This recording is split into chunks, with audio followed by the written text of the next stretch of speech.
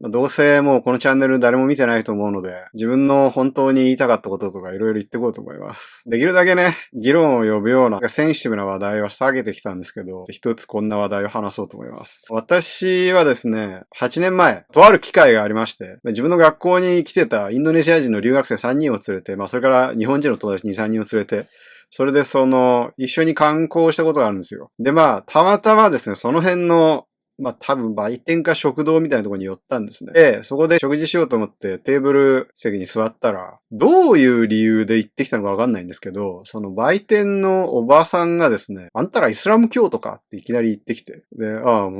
い、みたいな感じで、そしたらそのおばさんいきなり、私はね、イエス・キリストとかムハンマドとかね、そういうのはみんな詐欺師だと思ってるんだとかって言い出して、なんか一人でヒートアップしだしちゃって、すごいびっくりしてですね、確か焼きそばだって何か買ったんですけど、それを持って、そのままその場を去ったんですよ。で、駐車場に戻る途中で友達がね、変な人だったね、みたいな。信じらんないとかって言ってたんですけど、私はその一方で、なんかその後結構このことについて何度も思い出すことがあって、いろいろ考えてたんですよね。なんであの人こんなこと言ったんだろうみたいな。いろいろ考えた結果思ったのが、要するに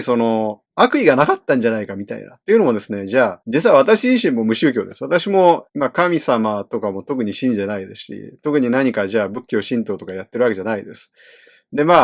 これについていろいろ議論がね、あると思うので、もうすでにこうやって口にした時点で、これを攻撃だと受け取ってしまう人がいるんですよ。今までですね、結構じゃあ日本人同士とかで話してても、無宗教であるということを口にすること自体がバカだっていうふうに言われたりとか、宗教の話はしない方がいいってすごい言われるんですよ。それ自体は生き方として賢いかなというふうに思うんですけど、私からするとですよ、どこの国出身ですか、日本ですって答えるぐらいな感じで、じゃあ宗教何ですかって聞かれたら無宗教ですって答えるのは、それ自体がじゃあ宗教を信じる人への攻撃とか否定ではないと思うんですけどね。そういうふうに思ってもらえないことが多くて。私はイスラム教徒の方とかと結構関わる機会もありました。そういう国々の方とかとお話しするとですね、無宗教ですって言うともうその時点で、いや、そんなことはありえないと。なんか人間のあるべき姿じゃないみたいな、正しくないみたいな、そういう感じで怒っちゃうこととかもあるんですよね。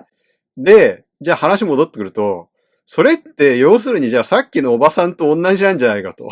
思うんですよ、本当に。私はですよ、どっちが正しいとかじゃないと思うんですよ、こういうのって。今回、聖書宗教の話はするなっていうふうに言いますけどね。あえて宗教の話をしましたけど、別にこれ以外のこともいろいろあると思います。自分のじゃあ主義主張、考え方、人と相入れないこととかってあると思うんですけど、多くこういうものはです、哲学の用語で言うところのアポリアっていうんですかね。この言葉の使い方ちょっと合ってるかどうかわかんないんですけど、とにかく一つのことに対して二つの立場があって、どちらも